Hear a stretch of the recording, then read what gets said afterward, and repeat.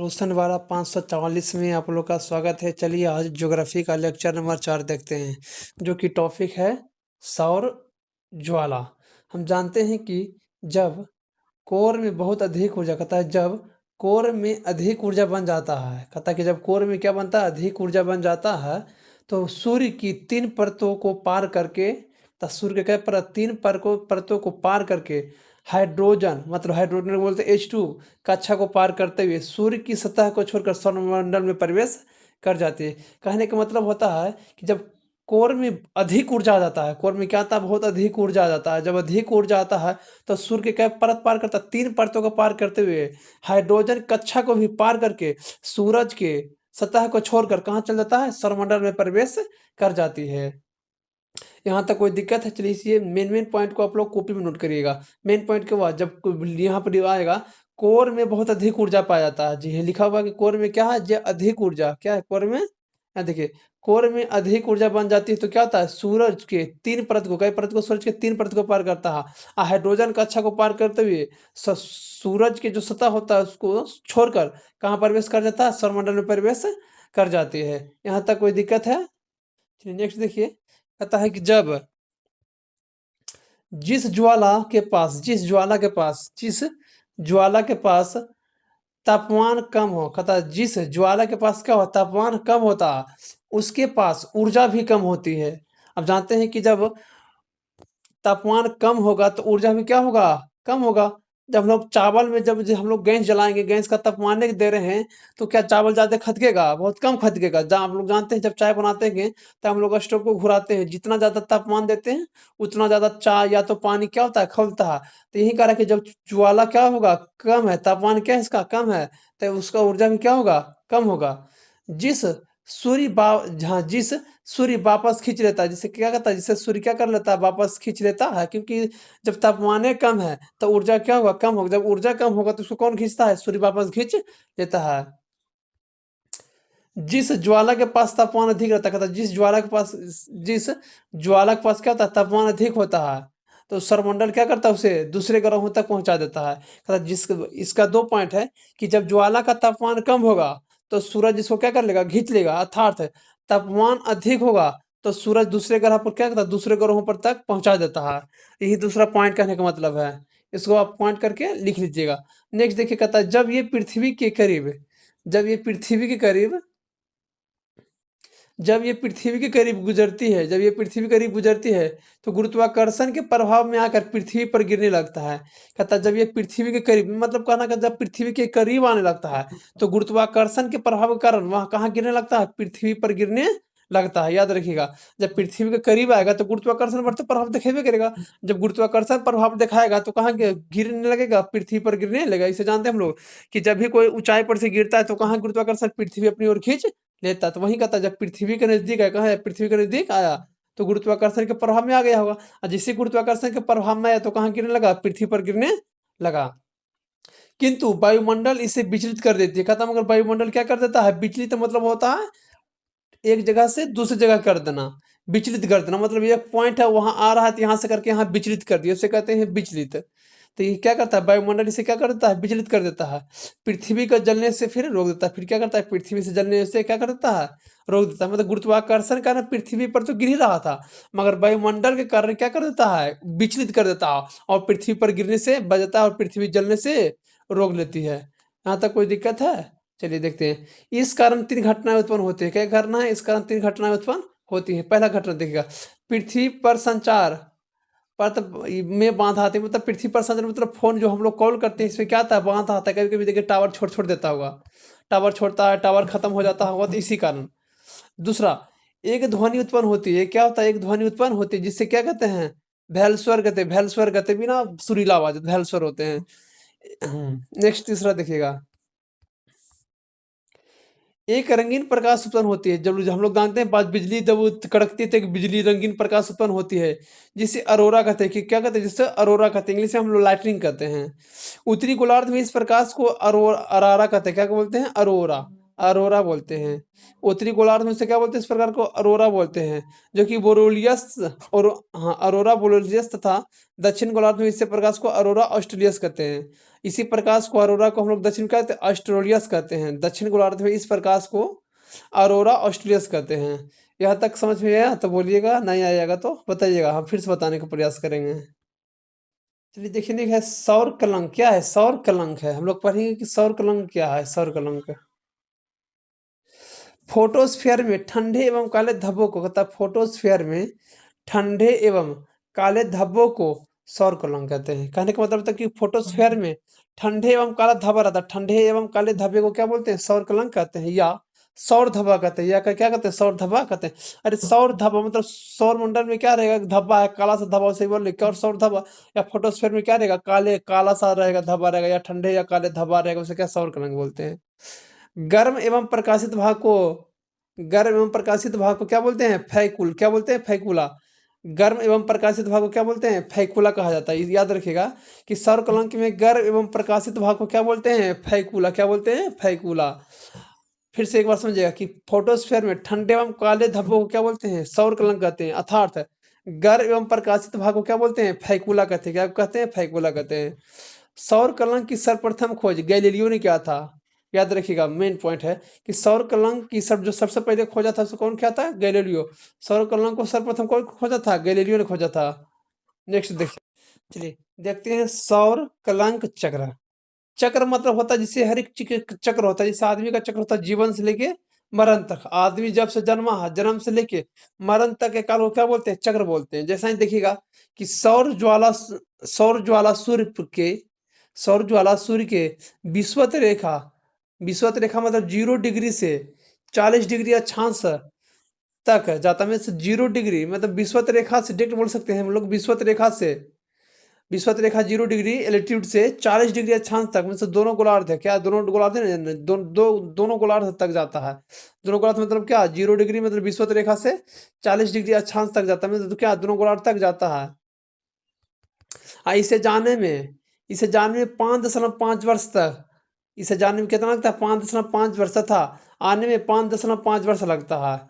अब तथा एक सन स्पॉट मतलब सन स्पॉट साइकिल कहते हैं। इसे क्या बोलते हैं? एक सन स्पॉट साइकिल कहते हैं, जो कि 11 वर्ष का होता है।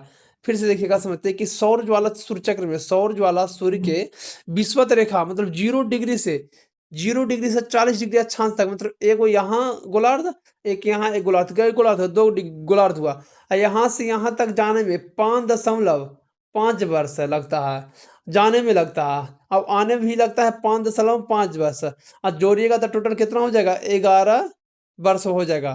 तो कहने का मतलब होता है कि दोनों गोलार्ध तक जाने में और आने में कितना समय लगता है? तो 11 वर्ष लगता है। उसी को क्या बोलते हैं? सौर कलंक चक्र बोलते हैं।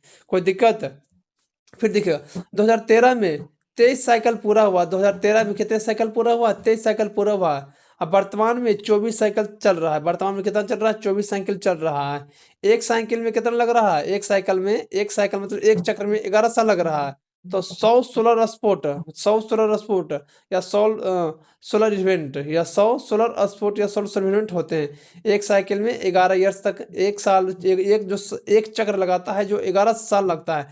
इसी को बोलते हैं 100 सोलर स्पोर्ट बोलते हैं या सोलर इवेंट बोलते हैं। कोई दिक्कत है तो बोलिएगा। नेक्स्ट देखिए,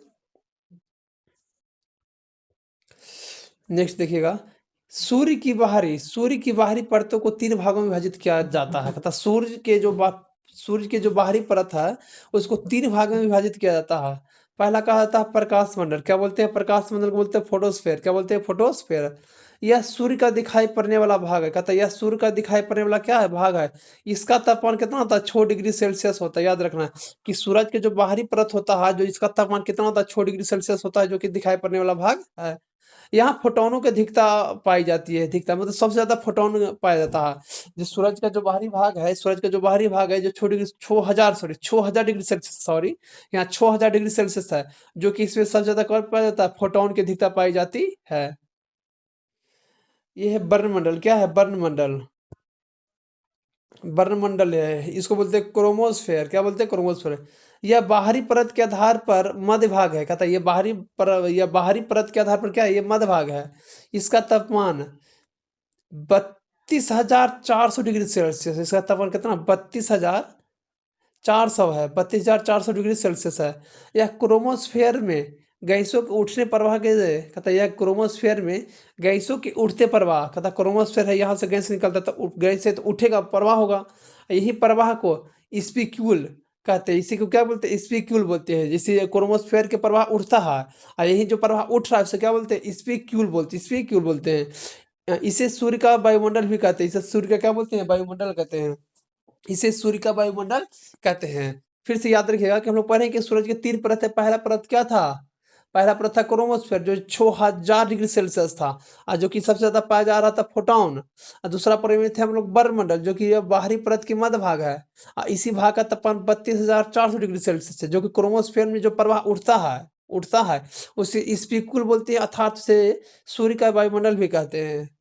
कोई दिक्कत है, ये समझ में आ रहा है तो देखिए इसका पॉइंट बाय पॉइंट बनाइएगा। ये हर एक चीज एग्जाम में, बिहार हो या सेंट्रल सरकार के जो में काम करता है, हर एक चीज परीक्षा में पूछा जाता है।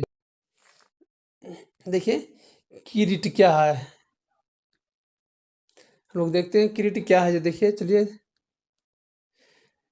किरीट या मुकुट बोलते हैं, इसको बोलते हैं कोरोना। यह सूर्य की सबसे बाहरी परत है। यह सूर्य की सबसे क्या है, बाहरी परत है, जो लपट के समान होती है। जो क्या होती है, लपट के समान होती है। इसे केवल सूर्य ग्रहण के समय देखा जाता है। कीरट को खाली कब देखा जाता है, सूर्य ग्रहण के समय देखा जाता है। याद रखिएगा कि कीरट या मुकुट को, या इंग्लिश में बोलते हैं कोरोना को, कब देखा जाता है, तो सूर्य ग्रहण के समय देखा जाता है। इसका तापमान लगभग 27 लाख डिग्री सेल्सियस होता है। कीरट का तापमान कितना होता है, 27 डिग्री सेल्सियस होता है। इसमें मेन पॉइंट याद रखिएगा। कीरट कब दिखता है, सूर्य ग्रहण के समय दिखता है। इसका कितना डिग्री सेल्सियस तापमान होता है, 27 लाख डिग्री सेल्सियस होता है। चलिए नेक्स्ट, सूरज से संबंधित कुछ मुख्य तथ्य, सूरज के संबंधित कुछ मुख्य तथ्य जानते हैं। पता कि सूर्य में 75% क्या पाया जा रहा है, हाइड्रोजन पाया जाता है, और हीलियम पाया जा रहा है 24%, तथा शेष तत्व कितना प्रतिशत है, 1%। याद रखिएगा कि सूरज में 75% हाइड्रोजन पाया जाता है, 24% हीलियम पाया जाता है, और अन्य तत्व पाया जाता है 1% से मौजूद रहता है। नेक्स्ट, सूर्य का द्रव्यमान, जो सूर्य का द्रव्यमान है, जो पृथ्वी से 3,22,000 गुना है, अधिक है। 3,22 गुना हजार अधिक है। कौन, जो पृथ्वी, जो सूरज का जो द्रव्यमान है, जो पृथ्वी से, जो पृथ्वी का द्रव्यमान रहेगा, पृथ्वी के द्रव्यमान से 3,22,000 गुना अधिक कौन रहेगा, सूरज का द्रव्यमान रहेगा। कोई दिक्कत है नहीं होना चाहिए। देखिएगा, फिर सूर्य का व्यास है, सूर्य का व्यास पृथ्वी से 109 गुना है। अर्थात सूर्य का जो व्यास है, जो पृथ्वी के व्यास से 109 गुना है। अर्थात सूर्य का आकार पृथ्वी से 109 गुना बड़ा है। अर्थात सूर्य का जो आकार है, जो पृथ्वी के आकार से कितना 109 गुना बड़ा है। नेक्स्ट, सूर्य का गुरुत्वाकर्षण पृथ्वी से 28 गुना है। जो सूर्य का गुरुत्वाकर्षण है, जो पृथ्वी से क्या 28, मतलब कहने का मतलब कि जो सूरज और पृथ्वी में बोला जाता है गुरुत्वाकर्षण किसका है, तो सूरज का गुरुत्वाकर्षण क्या रहेगा, ज्यादा, पृथ्वी का कम। क्योंकि पृथ्वी के गुरुत्वाकर्षण से 28 गुना ज्यादा कौन है, सूरज का गुरुत्वाकर्षण है। याद रखिएगा, जो पृथ्वी का गुरुत्वाकर्षण है, इससे ज्यादा 28 गुना ज्यादा कौन है, सूर्य का गुरुत्वाकर्षण। नेक्स्ट, सूर्य का घनत्व पृथ्वी से कितना है, 20 गुना है। अर्थात सूरज का जो घनत्व है, जो पृथ्वी के घनत्व से कितना गुना है, 20 गुना है। याद रखिएगा, तो सूरज का घनत्व है जो पृथ्वी के घनत्व से 20 गुना है। नेक्स्ट देखिए, सूर्य के प्रति सेकेंड, कहता सूर्य के प्रति सेकंड, मतलब एक सेकेंड में सूर्य 10 के पावर 26 जूल ऊर्जा निकालती है। कहता कि सूरज एक सेकेंड में, प्रति सेकंड मतलब सूर्य एक सेकेंड में 10 के पावर 26 जूल ऊर्जा निकालती है। एक सेकेंड में सोच के बोला जाता है कि सूरज एक सेकेंड में कितना ऊर्जा निकालता है, तो 10 के पावर 26 निकालता है, जूल ऊर्जा निकालता है। सूर्य पूरब से पश्चिम घूमता है। सूर्य कैसे घूमता है, पूरब से पश्चिम घूमता है। सूरज कैसे घूमता है, पूरब से पश्चिम। याद देगा, सूरज कैसे घूमता है, पूरब से पश्चिम घूमता है। कैसे घूमता है सूरज, पूरब से पश्चिम घूमता है। याद रखिएगा, सूरज कैसे घूमता है, तो याद रखिएगा पूरब से पश्चिम। सूर्य का विषुवतीय रेखीय भाग 25 दिन में घूर्णन करता है। सूर्य का जो विषुवतीय रेखा भाग है, जो 25 दिन में घूर्णन करता है। अब एक साथ बताए, घूर्णन है परिक्रमण। तो हम लोग जानते हैं कि परिक्रमण घूर्णन में बहुत अंतर है। परिक्रमण होता है कि एक कोई पिंड है, उसके चारों ओर घूम रहे, जो क्या हुआ, परिक्रमण। क्या हुआ, परिक्रमण। घूर्णन हुआ कि वो अपने आज पर नच रहा है, ये क्या हुआ, घूर्णन।